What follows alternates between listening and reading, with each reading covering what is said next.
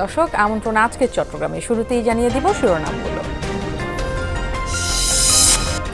সীতাকুণ্ডে দুর্ঘটনার কবলে বনভোজনের গাড়ি, নিহত 2 জন, চালক ঘুমিয়ে পড়ায় হতাহতের ঘটনা বলছে পুলিশ। বালুর ট্রাক তো ওইটার মধ্যে একদম ভিতরে গেলে মানে ড্রাইভার একদম ভিতর পর্যন্ত নিয়ে চলে গেছে। ফোন দিয়ে বলতেছে যে আমরা অ্যাক্সিডেন্ট করছি। তারপর আমরা ইনস্ট্যান্ট ঘুরে যাই, স্পটে গেছি। ঢাকা থেকে বেড়াইতে আসতেছিল, সম্ভবত প্রাইভেট ড্রাইভার নোহার ড্রাইভার কোন অবস্থায় ছিল বা চট্টগ্রামে এলিভেটেড এক্সপ্রেসওয়েতে গতিসীমা লঙ্ঘনের হিড়িক। দুর্ঘটনার পরও পাল্টায়নি প্রবণতা, বসানো হচ্ছে স্পিড মনিটরিং ক্যামেরা।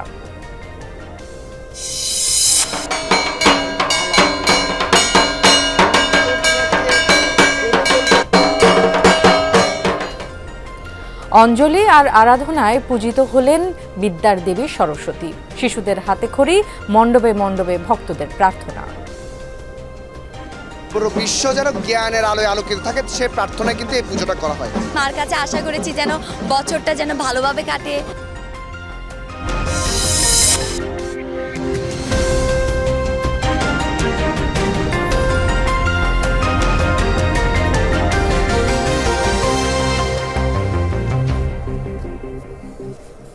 এতক্ষণ শিরোনামগুলো দেখে নিচ্ছিলেন, আপনাদের সাথে থাকছি পুরো সংবাদ জুড়ে। আমি ফারহানা ন্যান্সি। এবার জানাতে চাই বিস্তারিত সব খবরাখবর। আনন্দযাত্রা পরিণত হলো বিষাদে। পরিবার এবং আত্মীয় স্বজন মিলে 40 জন যাচ্ছিলেন কক্সবাজারে পিকনিকে। ঢাকা চট্টগ্রাম মহাসড়কে সীতাকুণ্ড ফৌজদারহাটে দুর্ঘটনায় গৃহকর্তা সহ 2 জন নিহত এবং 6 জন আহত হন। চলন্ত অবস্থায় চালক ঘুমিয়ে পড়ায় এই দুর্ঘটনা বলছে পুলিশ। বালু ভর্তি ডাম্প ট্রাকটি দাঁড়িয়েছিল সড়কের পাশে। এ সময় নারায়ণগঞ্জ থেকে ছেড়ে আসা মাইক্রোবাসটি পেছন থেকে ট্রাকটিতে সজোরে ধাক্কা দিলে ঘটনাস্থলেই প্রাণ হারান 62 বছর বয়সী আনোয়ার হোসেন। আহত হন আরও 6 জন। তাদেরকে হাসপাতালে নেয়ার পর মৃত্যু হয় 60 বছর বয়সী রহিমা বেগমের। স্বজনরা জানান, নিহত আনোয়ার নারায়ণগঞ্জ সদর উপজেলার বাসিন্দা। পরিবার নিয়ে তিনি থাকেন ঢাকার হাজারীবাগে। একটি মাইক্রোবাস ও একটি মিনি বাস যোগে 40 জন মিলে পিকনিকে যাচ্ছিলেন কক্সবাজারে। মাইক্রোবাসটি সীতাকুণ্ডের ফৌজদারহাট পৌঁছালে ঘটে দুর্ঘটনা। ট্রাকটা সাইডে পার্ক করা ছিল, ওই যে বালুর ট্রাক তো ওইটার মধ্যে একদম ভিতরে গেলে মানে ড্রাইভার একদম ভিতর পর্যন্ত নিয়ে চলে গেছে আর ড্রাইভার পালাই গেছে। শীতকালে মানুষ বেড়াতে যায়, এই হিসাবে একটা পিকনিকের জন্য হোটেল বুকিং করে রাখছিল। 40 জন যাবে, 2 দিন থাকবে, এরপরে আবার ঢাকায় ব্যাক করার কথা ছিল। ফোন দিয়ে বলতেছে যে আমরা অ্যাক্সিডেন্ট করছি। তারপর আমরা ইনস্ট্যান্ট ঘুরে যাই, স্পটে গেছি, যে দেখি অ্যাক্সিডেন্ট করছে। অ্যাক্সিডেন্ট করে ওখান থেকে 3 জনকে হসপিটাল নিয়ে আসে, আর ওখানে একজন ছিল স্পট ডেড। আহত 6 জনের মধ্যে 3 জনের অবস্থা আশঙ্কাজনক। একজন চট্টগ্রাম মেডিকেল কলেজ হাসপাতালের আইসিইউতে ভর্তি। বাকি 2 জনকে ঢাকা নিয়ে গেছেন স্বজনরা। আমাদের একটা ফুফা আর একটা ফুফি, ওনারা বয়স 50 ঊর্ধ্ব, 2 জনই স্পটে নিহত হয়েছে। আর 2 জন এখন চট্টগ্রাম মেডিকেলে আছে। ওনারাও অবস্থা অত বেশি ভালো না। ফুপিরা ছিল, সব কাজিনরা আমরা একসাথে ছিলাম, একসাথে ঘুরে একটা ভালো একটা এনজয় করতাম। এখন আনফরচুনেটলি একটা অ্যাক্সিডেন্ট হয়ে গেছে। এখন কি বলবো। মাইক্রোবাসের চালক ঘুমিয়ে পড়ায় এ দুর্ঘটনা বলে ধারণা হাইওয়ে পুলিশের। চালক পালিয়ে গেলেও জব্দ করা হয়েছে ট্রাক ও মাইক্রোবাসটি। পিছন থেকে ধাক্কা দিছে, এই যে কাভার ট্রেনের পিছনে। ঢাকা থেকে বেড়াইতে আসতেছিল, সম্ভবত প্রাইভেট ড্রাইভার নোহার ড্রাইভার কোন অবস্থায় ছিল বা শহীদুল সুমন, যমুনা নিউজ, চট্টগ্রাম। গতি লঙ্ঘনের হিড়িক পড়েছে চট্টগ্রামের এলিভেটেড এক্সপ্রেসওয়েতে। নির্ধারিত গতিসীমা মানছে না বেশিরভাগ গাড়ি। দুর্ঘটনায় হতাহত হলেও পাল্টাচ্ছে না চিত্র। পরিস্থিতি নিয়ন্ত্রণে বসতে যাচ্ছে স্পিড মনিটরিং ক্যামেরা। পরীক্ষামূলকভাবে বসানো একটিতে প্রতিদিন ধরা পড়ছে গতিসীমা লঙ্ঘনের চিত্র। বেপরোয়া গতিতে গাড়ি চলাচল এলিভেটেড এক্সপ্রেসওয়ের নিয়মিত চিত্র। বেশি হয় রাতে, এমনকি রেসিংও চলে মাঝে মধ্যে। লেগে আছে দুর্ঘটনাও। গত 19 নভেম্বর পতেঙ্গা অংশে প্রাইভেট কার দুর্ঘটনায় 2 জন আহত এবং 8 নভেম্বর মোটরসাইকেল দুর্ঘটনায় প্রাণ যায় 2 জনের। এমন পরিস্থিতিতে গতি নিয়ন্ত্রণ ও দুর্ঘটনা প্রতিরোধে এক্সপ্রেসওয়ের বাঁকে স্পিড মনিটরিং ক্যামেরা বসানোর কথা ভাবছে সিডিএ। পাইলট প্রকল্পের আওতায় ইতিমধ্যে পতেঙ্গা প্রান্তে বসানো হয়েছে একটি। স্পিড কন্ট্রোল না করতে পারলে কিন্তু এখানে দুর্ঘটনা হবে বা অনেক কিছু হতে পারে। তো এদেরকে আমরা জরিমানার আওতায় নিয়ে আসবো। বাগগুলোতে আমরা কিন্তু স্পিড কন্ট্রোলের জন্য স্পিড ক্যামেরা লাগাবো এবং আরও কিছু লাগাবো, মানে প্রিভেনশন করব, যাতে মানুষ যাতে সচেতন হয়। সোজা পথে সর্বোচ্চ 60 ও আঁকাবাঁকা অংশে 40 কিলোমিটার গতিসীমা নির্ধারণ করে দিলেও তা মানছে না চলাচলকারী বেশিরভাগ যানবাহন। গত এক মাসে প্রায় 50,000 গাড়ি চলেছে সীমার চেয়ে অতিরিক্ত গতিতে। 60+ যখনই কোনো ভেহিকেল যাবে তখনই কি করবে, অটোমেটিক্যালি তার পিকচারটা নিয়ে নেবে। পিকচার থেকে ওসিআর এর মাধ্যমে তার গাড়ির নাম্বারটা, লাইসেন্স প্লেটটা ক্যাপচার করে এটা বিআরটি ডাটাবেজের সাথে ম্যাচ করবে।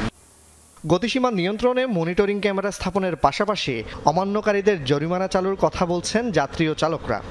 স্পিড কম দেওয়াটাই ভালো, কেন এখানে আগেও অনেকবার অ্যাক্সিডেন্ট হয়েছে অনেকগুলো। ফাইন বসাইলে এটা অনেকটা মানে মানুষ সচেতন হবে। ফাইনের ভয়ও হইলেও মানুষ গতিটা কমায় রাখবে। কেউ স্পিড করলে এটাকে ফাইন দেওয়া হয়, তাহলে এটা মোর ইফেক্টিভ হবে। আর ক্যামেরা কোনো সময় অফ কোনো সময় অন ওরকম করলে হবে না। ফাইন একবার খেলে তখন সে দ্বিতীয়বার সচেতন হয়ে যাবে যে না, এখানে গেলে আমার জন্য ফাইন হবে। 4,298 কোটি টাকা ব্যয়ে চট্টগ্রামের লালখান বাজার থেকে পতেঙ্গা পর্যন্ত নির্মিত এলিভেটেড এক্সপ্রেসওয়ে চালু হয় 2024 সালের আগস্টের শেষ দিকে। জুবাইদ ইবনে শাহাদাত, যমুনা নিউজ, চট্টগ্রাম। বান্দরবানের নাইখনছড়ি সীমান্তে মাইন বিস্ফোরণে এক বাংলাদেশি আহত হয়েছেন। স্থানীয়রা জানায় দুপুরে সদর উপজেলার ফুলতলি 47-48 নম্বর পিলারের মিয়ানমারের 200 মিটার ভেতরে দুর্ঘটনায় পড়ে তরিকুল। আহত অবস্থায় তাকে হাসপাতালে ভর্তি করা হয়েছে। আহত তরিকুল রামু উপজেলার কচ্ছপিয়া এলাকার বাসিন্দা। পুলিশ জানায় সীমান্তে পুঁতে রাখা মাইন বিস্ফোরণ হলে তরিকুলের বাম পায়ের নিচের অংশ উড়ে যায়, হাতেও আঘাত পেয়েছে সে। এর আগে গত 24 জানুয়ারি সীমান্তে গিয়ে মাইন বিস্ফোরণে 3 বাংলাদেশি আহত হয়েছিল। কেন তরিকুল সীমান্তে গিয়েছিল তা খতিয়ে দেখা হচ্ছে। আমদানি রফতানি বাণিজ্য গতিশীল করতে কন্টেইনার হ্যান্ডেলিংয়ে যুক্ত হচ্ছে নতুন প্রযুক্তি। এতে কমবে চট্টগ্রাম বন্দরের কন্টেইনার জট। এরই অংশ হিসেবে এবার চট্টগ্রাম বন্দরের খালি কন্টেইনার হ্যান্ডেলিং করা প্রতিষ্ঠান স্টার্ন লজিস্টিক্স চালু করেছে ডাবল এমটি কন্টেইনার হ্যান্ডেলার, যা দেশে এই প্রথম। সকালে ডিপোতে অত্যাধুনিক 2টি মেশিন হস্তান্তর করেন ফিনল্যান্ড ভিত্তিক কোম্পানি কনিক্রেন। এ সময় স্টার্ন লজিস্টিক্সের চেয়ারম্যান শাহ আলম এবং কনিক্রেনের কান্ট্রি ম্যানেজার সহ অনেকে উপস্থিত ছিলেন।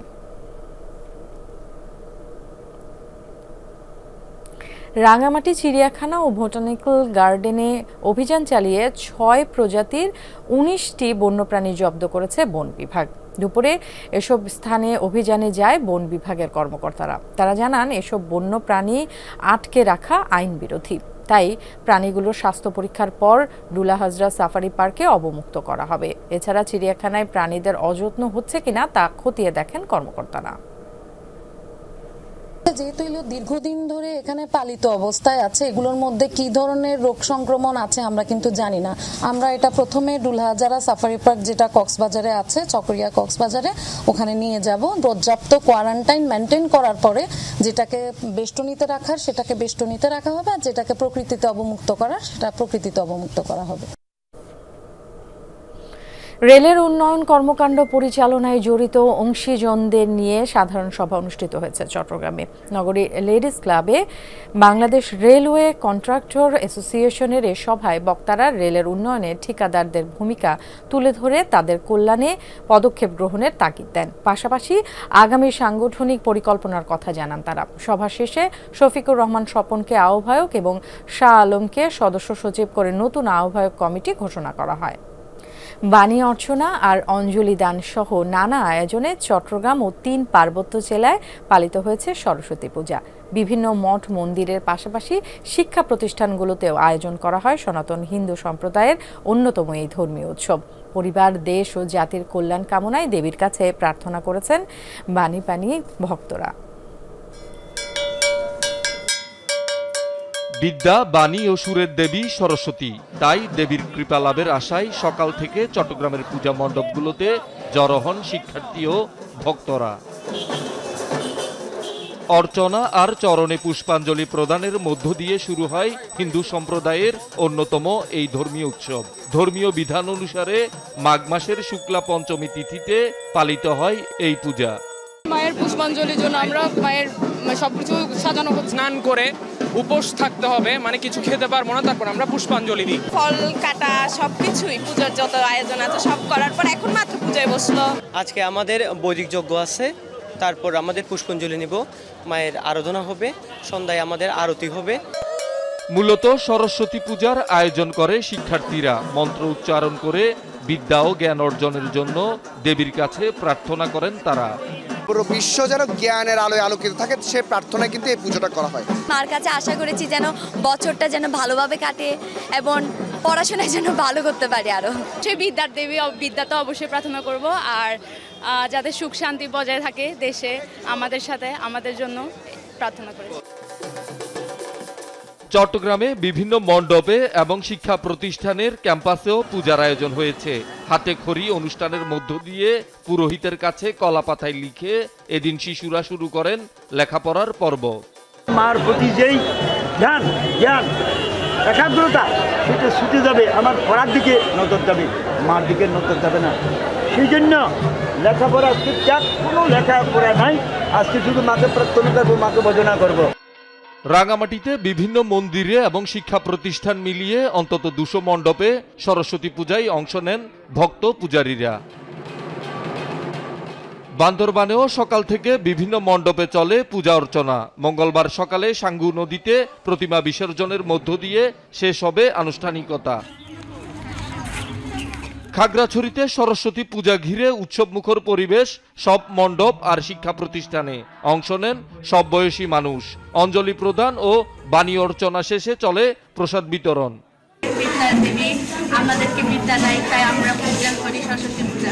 আমাদেরকে যেন উনি জ্ঞান দেয়, শক্তি দেয়, বুদ্ধি দেয়। মায়ের চরণে অঞ্জলি দিয়ে মায়ের কাছে জ্ঞান, বিদ্যা এবং সদ্ভাব মায়ের যেন সব যুগের মধ্যে প্রদান করে, সে আরাধনাই করি।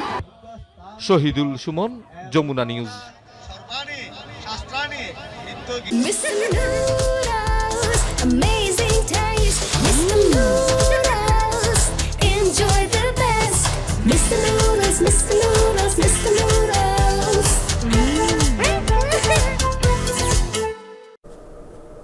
দর্শক, চট্টগ্রামে চলছে অমর একুশে বইমেলা। 26 ফেব্রুয়ারি পর্যন্ত চলা মেলার তৃতীয় দিন আজ। আরও জানাতে যুক্ত হচ্ছেন সহকর্মী মামুনুর রশিদ অভি। আজকে নতুন কি বই আসলো, কতগুলো বই আসলো, ক্রেতা পাঠকের সাড়া কেমন দেখছেন, সব মিলিয়ে জানতে চাই।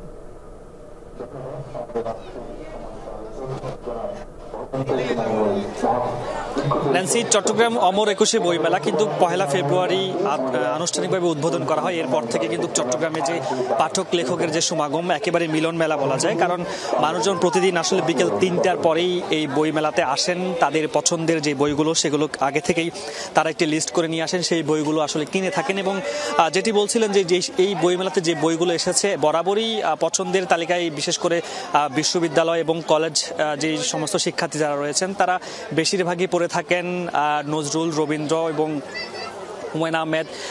এছাড়া যে সমস্ত সাহিত্যগুলো রয়েছে এই বইগুলোর তালিকায় একেবারে পছন্দের তালিকায় তাদের থাকে এবং সেই বইগুলো কিন্তু তারা কিনছেন। এবং আমরা এর আগে দেখেছি চট্টগ্রামে এই বইমেলাটি অনুষ্ঠিত হয়েছিল সিআরবি এলাকায়। এবারে আবারও সে পুরনো জায়গায়, অর্থাৎ চট্টগ্রাম মহানগরীর কাজীদেউরি যে জিমনেশিয়াম মাঠে রয়েছে এই জায়গাতে প্রায় 140টি স্টল রয়েছে।